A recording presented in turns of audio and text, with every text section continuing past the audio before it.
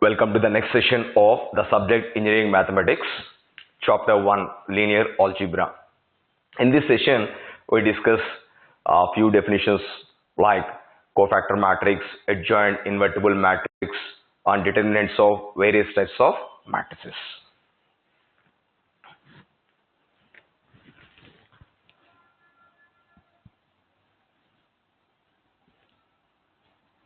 So next definition is cofactor matrix. Suppose we have a n cross n matrix A. See, in the n cross n matrix we have exactly n square elements.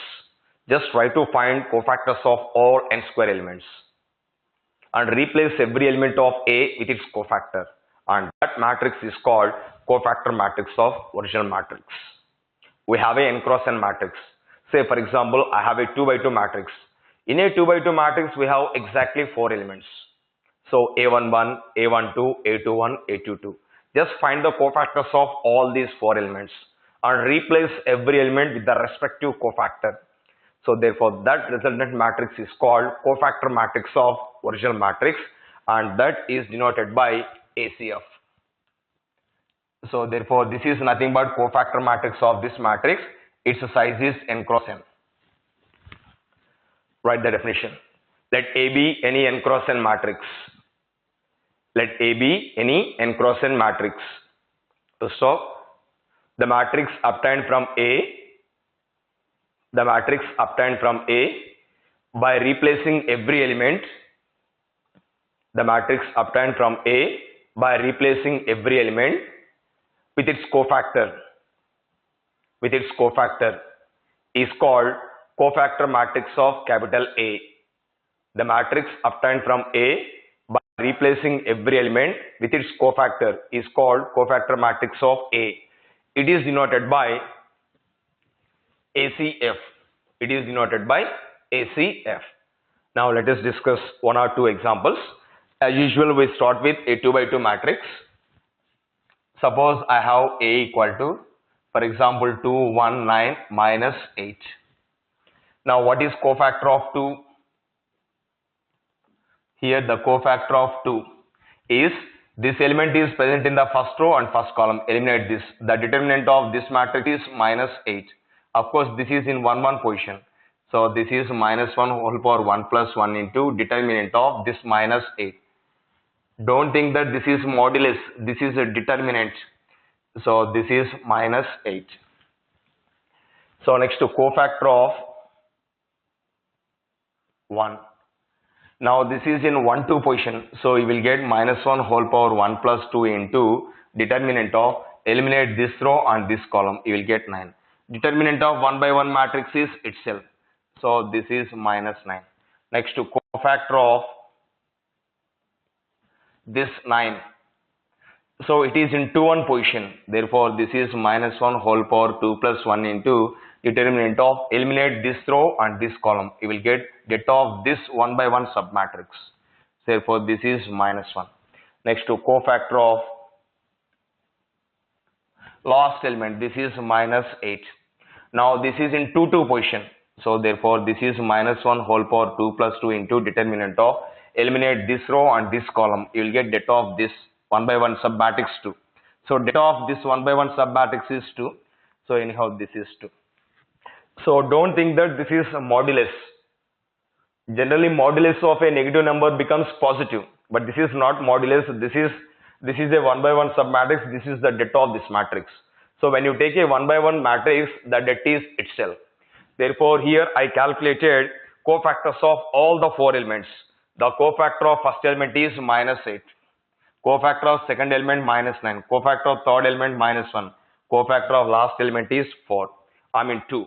Therefore the cofactor matrix of this. Therefore ACF equal to, replace 2 by with its cofactor. This is minus 8. Replace 1 by with its cofactor. This is minus 9. And replace 9 by its cofactor, minus 1. And replace this by this, you will get 2. Therefore this is nothing but cofactor matrix of this. Now from this we can generalize one point. One important point is If A equal to ABCD, then ACF equal to, the cofactor of this is D. The cofactor of this second element minus C. The cofactor of this minus B. The cofactor of this is A. So if A equal to this, then ACF equal to this. This is the standard 2 by 2 cofactor matrix. Write this example.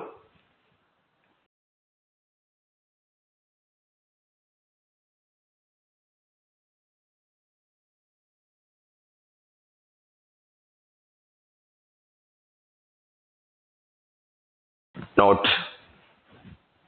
if A equal to ABCD, then ACF equal to D minus C minus BA. Like this, you can find the cofactor matrix of general N-cross-N matrix.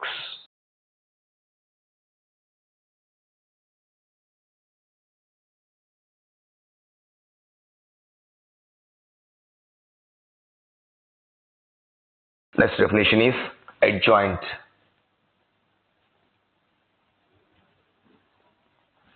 Suppose A is an N-cross-N matrix.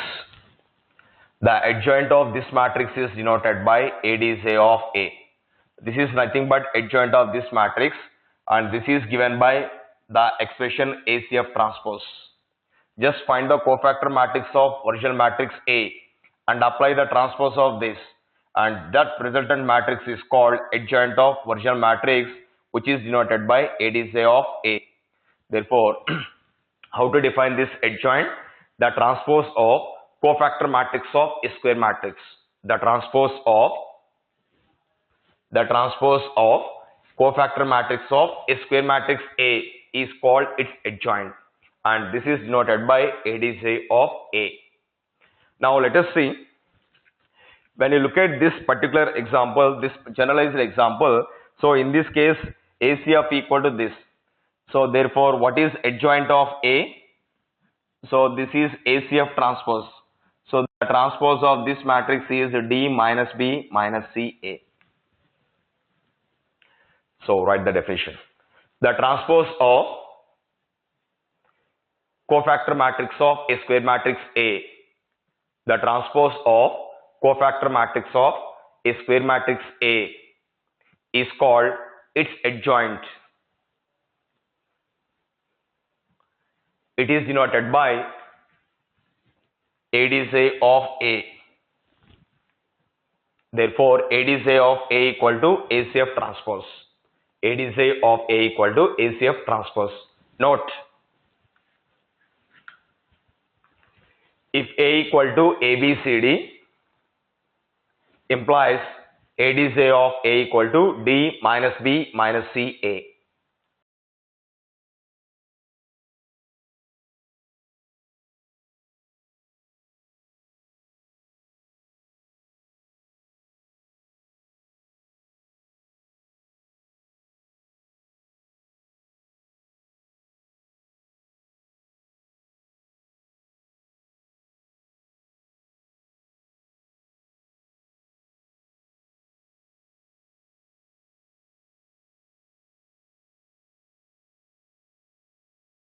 Next definition, invertible matrix.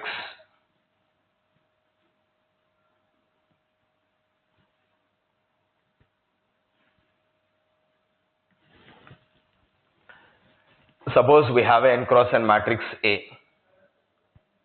We say that A is invertible if there exists a N-cross-N matrix B such that A into B equal to B into A equal to IN. This is the definition of invertible matrix. Basically, invertible matrix means if a matrix has an inverse, then it is called invertible matrix. When you go to normal numbers, suppose if I choose multiplication as standard operation, then you can say very easily, what is the inverse of 2? 1 by 2. 2 inverse is 1 by 2. If the operation is multiplication, what is 1 by 2 whole inverse? ultimately this is 2 only. If the inverse of x is y, then inverse of y is x ultimately. Because in this case, how we are getting this? Because when you multiply 2 with 1 by 2, 2 into 1 by 2 equal to 1 by 2 into 2 equal to 1. That means when you multiply 2 with 1 by 2, we are getting 1. We know that 1 is the multiplicative identity. When you multiply all real numbers with a particular real number 1, we get the same number. Therefore, 1 is called multiplicative identity. Therefore, in this case, the inverse of 2 is 1 by 2, and that is called multiplicative identity. Multiplicative inverse of 2 is 1 by 2. Suppose if I take multiplication in addition, so 2 plus minus 2 equal to minus 2 plus 2 equal to 0. Here why we were taking 0? Because 0 is the identity with respect to plus. Therefore, because of this reason, 2 inverse equal to minus 2. Therefore, the same element 2 have different inverses. If the operation is addition, its inverse is minus 2. If the operation is multiplication, its inverse is 1 by 2. Therefore, all the definitions, therefore, if you want to get the inverse of an element, identity element is essential factor. Therefore, here also, when you are finding the inverse of a matrix, you require identity matrix. There one is multiplicative identity. Because multiply all elements with 1, you get the same number. Add all elements with 0, you will get the same element. So 0 is identity with respect to plus, and 1 is identity with respect to multiplication. Therefore, identity elements are very, very useful factors in getting the inverses of the respective elements. In the similar way, if A into B equal to B into A equal to IN, then A is called invertible matrix. Since I am saying that invertible, that is possible only when inverse exists, and in this case, the inverse of this matrix is given by A inverse, and this is given by B. So A inverse equal to B. Because of this result, 2 inverse is 1 by 2. Because of this result, 2 inverse is minus 2. And because of this result, A inverse is B. Just you compare that with this. So therefore, in this case, A inverse equal to B. Note this point. Let A be any n cross n matrix. Let A be any n cross n matrix. We say that A is invertible if there exists a n cross n matrix B. We say that A is invertible if there exists a n cross n matrix B such that A dot B equal to B dot A equal to IN. We say that A is invertible if there exists a n cross n matrix B such that A dot B equal to B dot A equal to IN. And in this case, A inverse equal to B. And in this case, A inverse equal to B.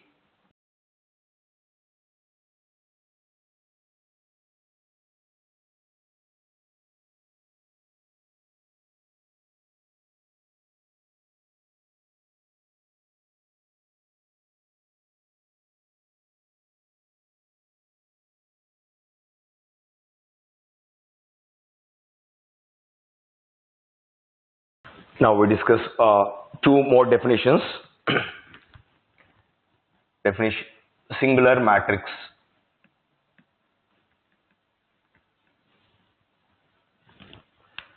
Suppose A is n cross n matrix. We say that this is singular if the data of this matrix is 0. We can take one example: A equal to 214, 214, 829. Here first and second row are same, therefore data of this matrix is 0. Therefore this is one of the example of a singular matrix. So a square matrix whose data is 0 is called a singular matrix. Suppose if data is non-zero, suppose if data of a matrix is non-zero, implies A is called a non-singular matrix.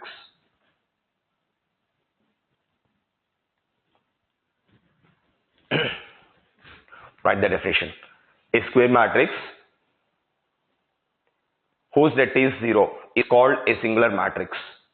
A square matrix whose data is 0 is called a singular matrix. Example: A equal to 214, 214, 829.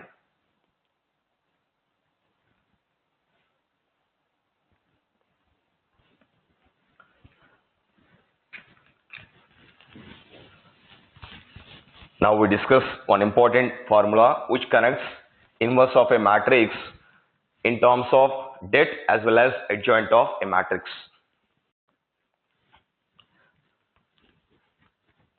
Suppose A is an n cross n matrix. Assume that whose det is not equal to 0. Then only inverse of this matrix is possible, and in this case the inverse of this matrix is given by 1 by det A times adjoint of A. This is the standard formula to get the inverse of a non-singular matrix A. A is a n cross n matrix whose det is non-zero. Then its inverse is possible. Since I am writing det A in the denominator part, its det value should not be 0. Got it? Here det A is written in the denominator part. Something by 0 is undefined. Therefore, if you want to get the inverse of a matrix, its det is non-zero. Therefore, if det A is non-zero, then A inverse is given by 1 by det A into adjoint of A. Suppose when you take a 2 by 2 matrix, suppose if A equal to ABCD implies, of course, A equal to ABCD and AD minus BC is not equal to 0. Basically, this is nothing but determinant of this matrix.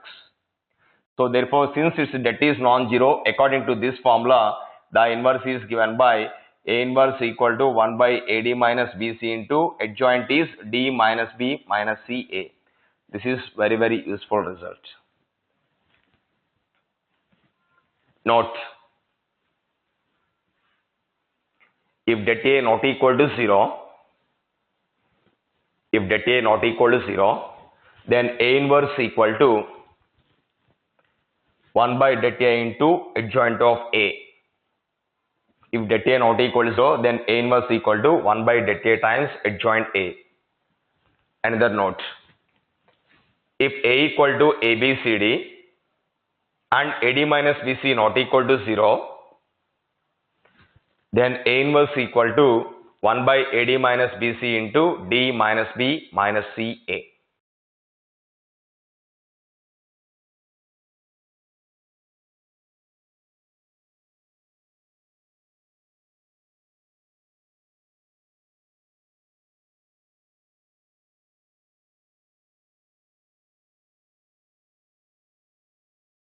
Now we discuss some more results on determinants.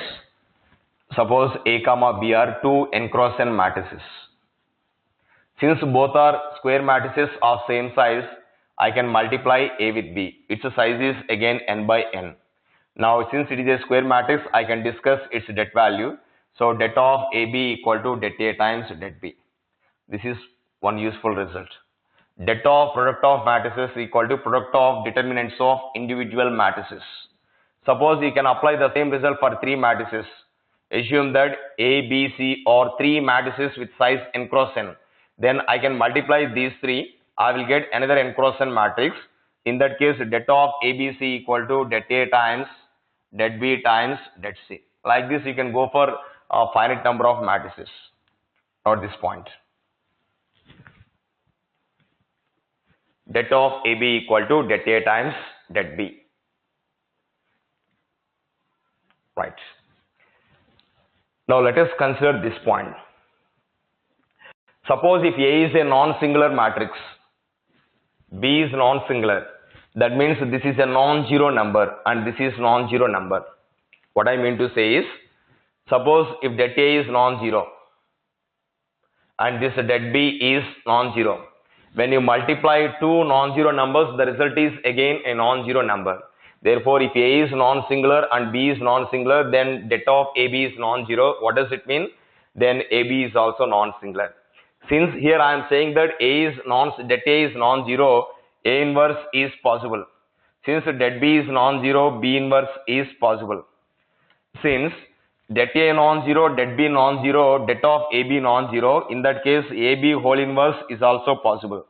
And then AB whole inverse is given by the standard result B inverse into A inverse. So AB whole inverse is nothing but B inverse into A inverse, just like in the reverse order.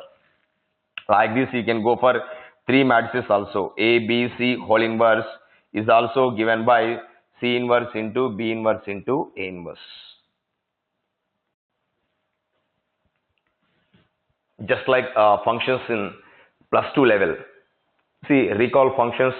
If I have two functions, if f is a bijection and g is a bijection, then f circle g is a bijection, then we can have the formula f circle g whole inverse equal to g inverse circle f inverse at plus 2 level regarding functions concept. The same thing we were discussing even for matrices. Here these are functions, operation is composition. Here these are matrices, operation is multiplication. Note these points. Product of two non-singular matrices is non-singular. Product of non-singular matrices is non-singular, and AB whole inverse equal to B inverse into A inverse, and AB whole inverse equal to B inverse into A inverse.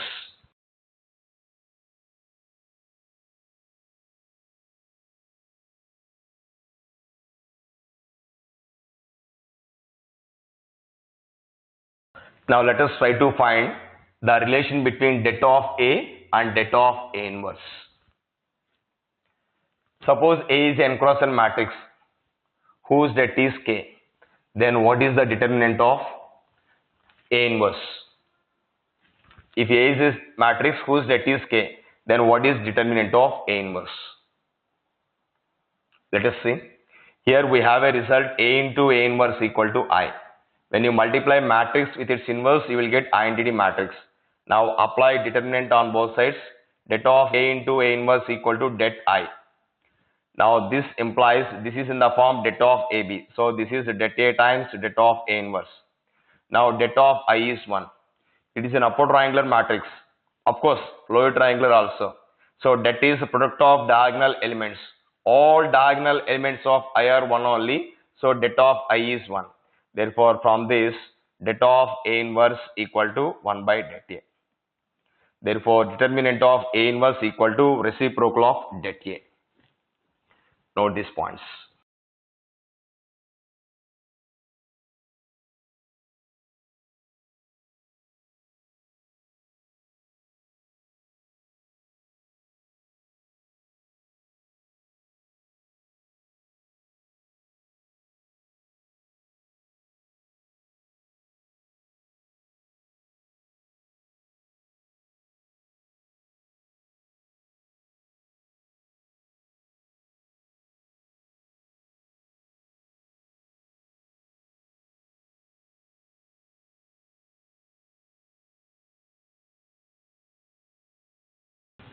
Now, based on the discussion what we have seen till now, let us try to find determinant of an orthogonal matrix.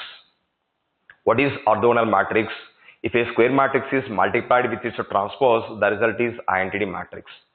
Now, based on the definition of orthogonal matrix and based on the properties of determinants what we have seen till now, let us try to find the possible determinant values of an orthogonal matrix. What is orthogonal matrix? A into A transpose equal to A transpose into A equal to I. Of course, In. Now, therefore, this is, I am taking part of this equation, A into A transpose equal to I. Now, I want determinant of this matrix. Apply determinant on both sides. Det of A into A transpose equal to det of I.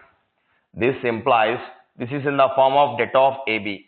So, this is det A times det of A transpose equal to 1.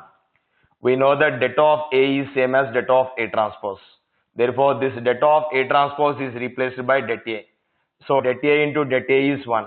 This implies det A whole square equal to 1. This implies det A equal to plus or minus 1. Therefore, if A into A transpose equal to I, that means if A is orthogonal matrix, then the conclusion is its determinant is either plus 1 or minus 1. Note, if A is an orthogonal matrix, then det A is plus or minus 1.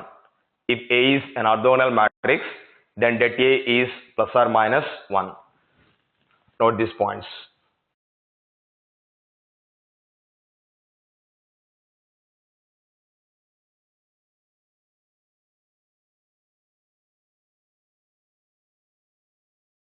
Now let us discuss the converse of this note. If A is orthogonal, then its det is plus or minus 1.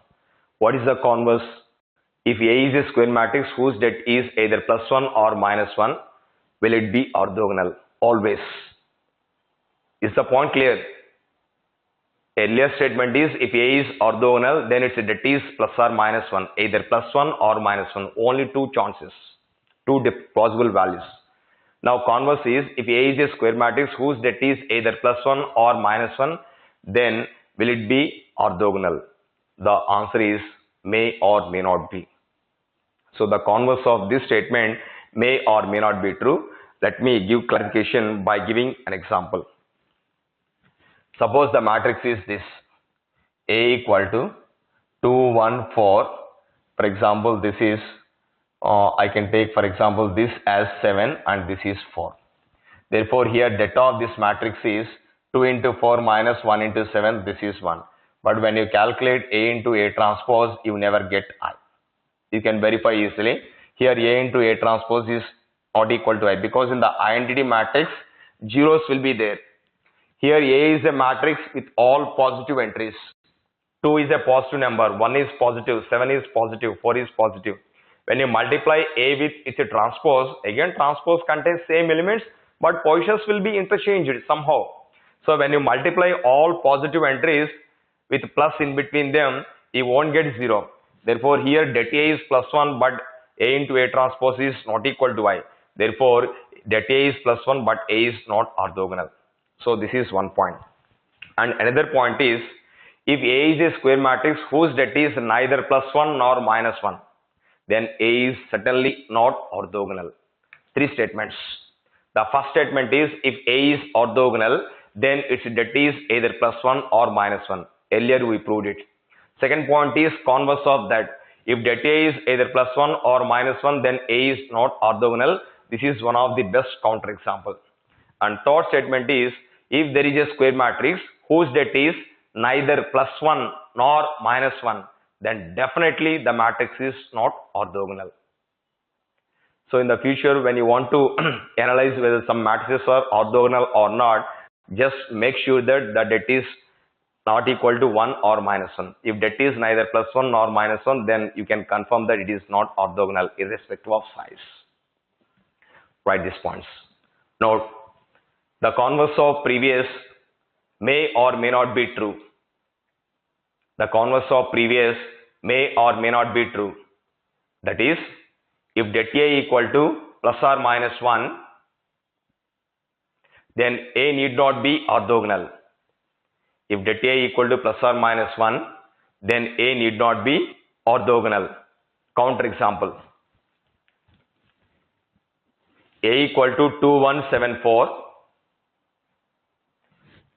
det A equal to 1, but A into A transpose not equal to I. Next note. If det A is neither plus 1 nor minus 1, if det A is neither plus 1 nor minus 1, then A is not orthogonal. Then A is not orthogonal.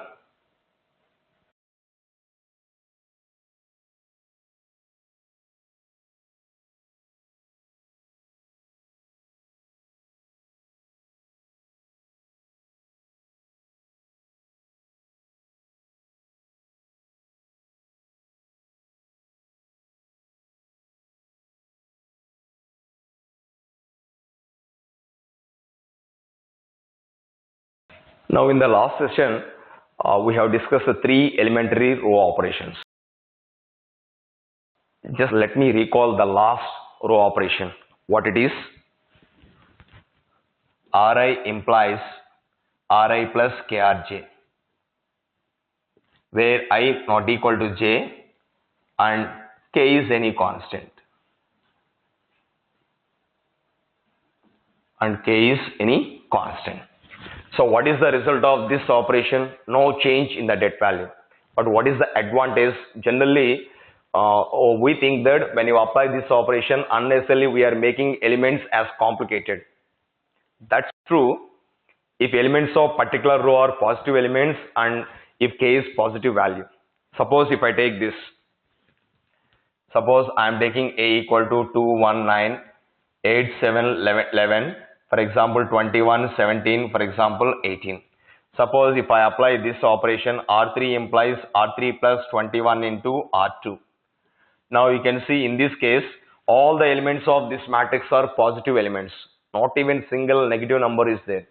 And even R3 is modified as R3 plus 21 times R2. So unnecessarily we are multiplying second row with 21 and add it to third row. So that means in the third row elements are becoming so complicated. But the determinant of that new matrix and this old matrix will be same. But what is the advantage of this? If they ask you to find the det of a square matrix, if it is 2 by 2, finding that is very simple. If it is 3 by 3, somehow you can manage. But even if it is 3 by 3, if the elements are so complicated, then finding that may not be so simple. In that case, use the last operation to make majority elements as zeros. That is possible when you select k value negative. So when you take k value negative, by using the last operation, you can make the majority elements as zeros. Or even if you are unable to make majority elements as zeros, at least you can make elements to some lower numbers. So when the elements are getting to lower numbers, then simplification is very simple. So the advantage of third operation is you can make the majority elements zeros, or you can make the numbers from complicated to lower levels, so that finding that is very simple. Now, whatever the results we are getting from row operations, the same results you can expect even for columns also. That means when you exchange two rows or when you exchange two columns odd number of times, that is affected by negative sign. When you interchange or when you exchange two rows or two columns even number of times, no change in that value.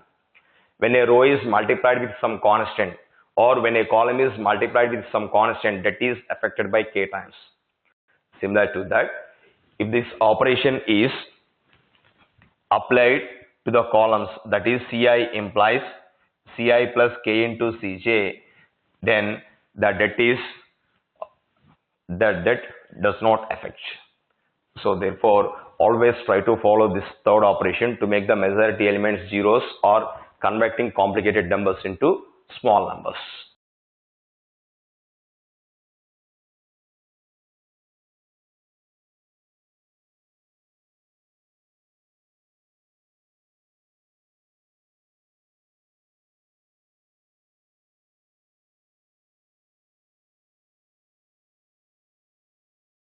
Now we discuss one basic formula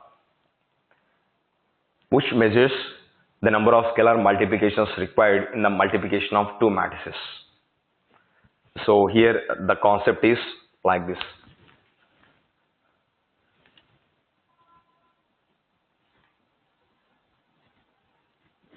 Number of multiplications. Of course, these multiplications are scalar multiplications. Number of scalar multiplications required to multiply two n cross n matrices.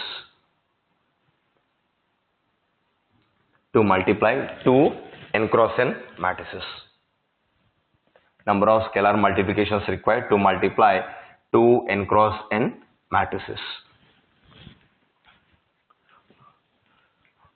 Suppose I have a 2 by 2 matrix A. I have a 2 by 2 matrix B. Therefore, when you multiply A with B, the result is C. Now, in order to get this result, how many scalar multiplications are required? This is matrix multiplication. Suppose A is this. For example, alpha, beta, gamma, delta. And beta is, for example, A, B, C, D, B. Now, this is matrix A and this is matrix B. Therefore, the result will be again 2 by 2 matrix. So, this is, for example, X, Y, Z. For example, this is P. Now, how to get this X? This X is obtained by multiplying first row with first column. Therefore, in this case, X is nothing but this alpha into A plus beta into C. Alpha into A plus beta into C. So this is one scalar multiplication, this is second scalar multiplication. So this requires two scalar multiplications. Similarly, when you go for y, this y second element, so this is obtained by multiplying first row with the second column. So therefore this y equal to alpha into beta plus beta into d. Again two scalar multiplications. The same case with z also. It requires again two scalar multiplications. Even for p also it requires, you will get some result. It also requires two scalar multiplications. Therefore, in getting the overall result, that is a multiplication of two 2 by 2 matrices, the total number of scalar multiplications required is 8. 2 plus 2 plus 2 plus 2. Therefore, to get x, two scalar multiplications are required. To get y, two scalar multiplications. To get z, two scalar multiplications. To get b, two scalar multiplications. Therefore, in this case, the result is this. Totally, it is 8. Therefore, this you can take like this. A is 2 by 2 and B is 2 by 2. Therefore, the total number of scalar multiplications required is 8, and that 8 is nothing but 2 into 2 into 2. So, this 2 repeated twice. Consider this 2 only one time. Consider number of rows here, number of columns here, and the common factor here. Therefore, based on this, we can generalize for normal number of scalar multiplications, even for rectangular matrices also. Now A is a M cross N matrix, B is N cross P matrix. So here number of columns and number of rows are same. Therefore you can multiply A with B.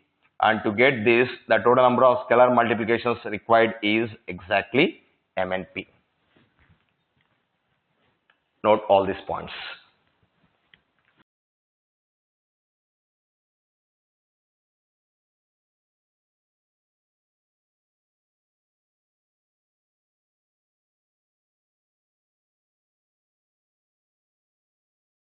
Note, if A comma B are two matrices with the dimensions, if A comma B are two matrices with the dimensions M cross N comma N cross P respectively, if A comma B are two matrices with the dimensions M cross N comma N cross P respectively, then the total number of scalar multiplications required to compute AB, then the total number of scalar multiplications required to compute AB is M into N into P, is M into N into P.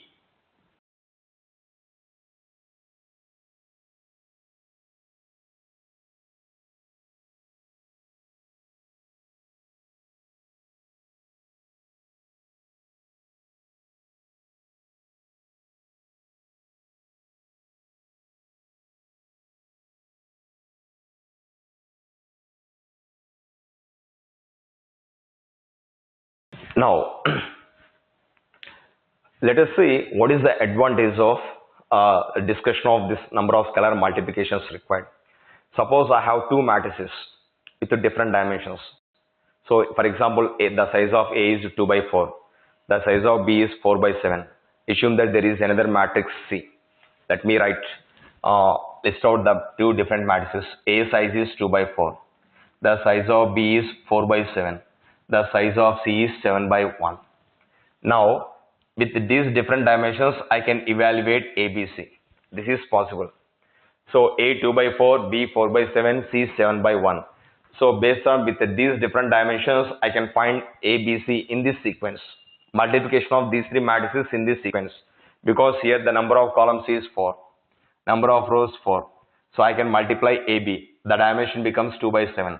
I can multiply that result with C because here the number of rows is 7. So ABC I can calculate. Now what is the size? This can be done.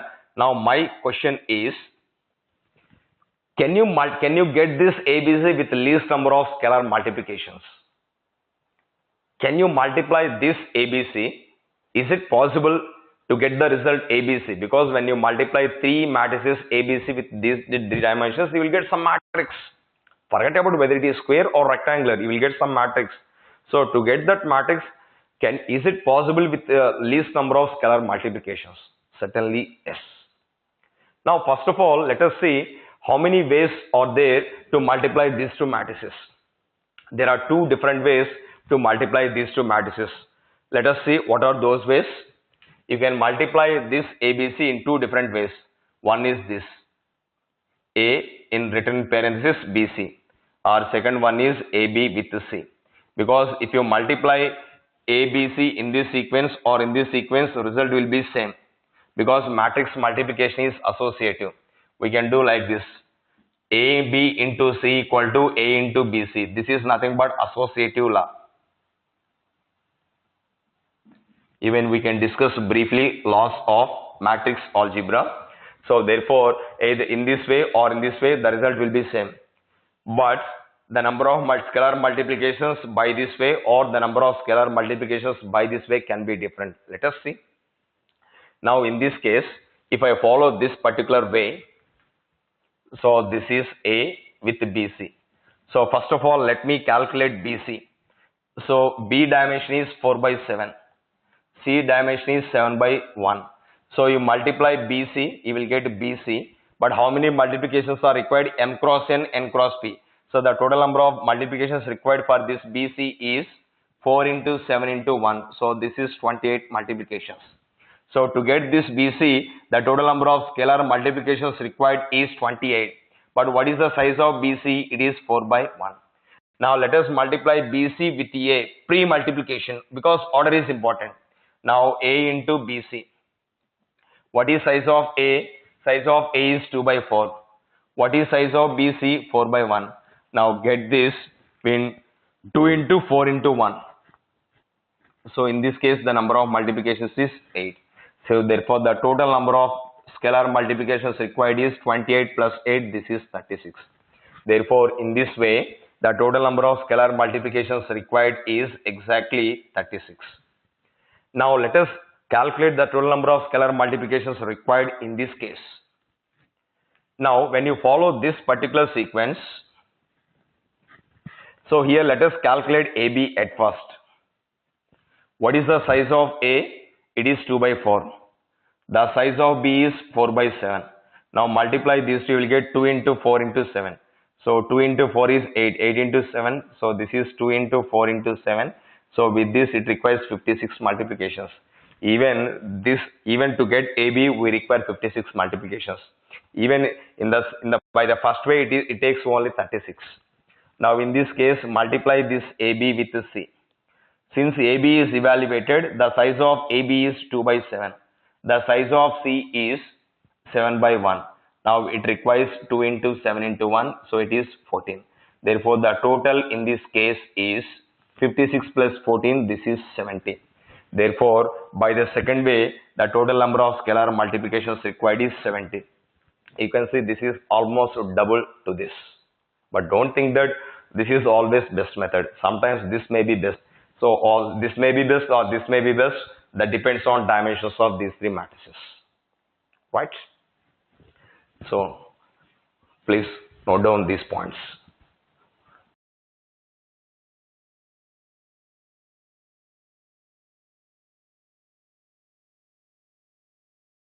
Next concept, laws in matrix algebra.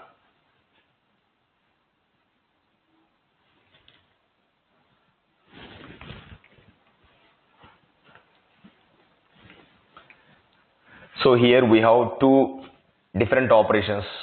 One is plus, another is dot. This is matrix addition and this is matrix multiplication. Let us consider matrix addition at first. A plus B equal to B plus A. So this is called commutative law. That means matrices satisfy commutative law with respect to addition.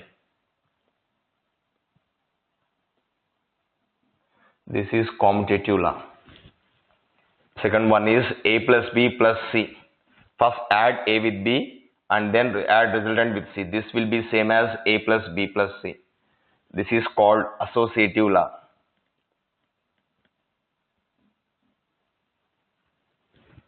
Third one is add matrix A with a null matrix. This is null matrix. That means every element of O is 0. This is O plus A equal to A. This is a null matrix.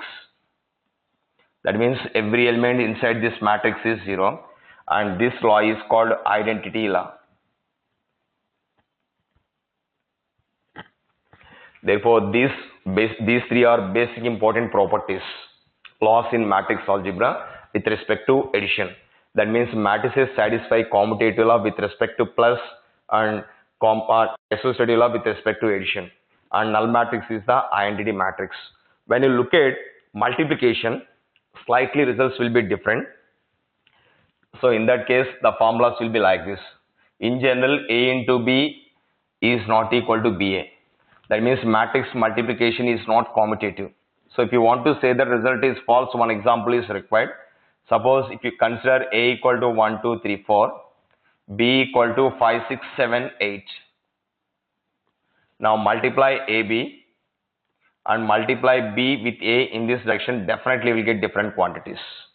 You can verify easily. So AB is not matching with BA. That means matrix multiplication is not commutative. But associative, it is clear. AB into C equal to A into BC. This is associative law. And third one is A into I equal to I into A equal to A. This is identity law, and this is nothing but identity matrix. So that means commutative law is different. Commutative law does not satisfy with respect to multiplication, whereas it is possible with respect to addition, just like normals. But when you take numbers, it is clear. 2 into 3 equal to 3 into 2 in case of numbers. But regarding matrices, it may not work. A into B need not be BA. Sometimes it may work. Sometimes it did not work. Suppose when you take both are scalar matrices, A is scalar, B is scalar. Then you multiply AB, and even in the reverse direction, so A into B will be same as B into A. That is true for scalar matrix. So in general, this may not be true. This is one example. But regarding associative law, both will satisfy associative law with respect to plus or dot. And regarding identity, we know that 0 is identity, additive identity element. Here null matrix is identity matrix. Here, with respect to numbers, one is multiplicative identity. So in this case, identity matrix is multiplicative identity. Note these points.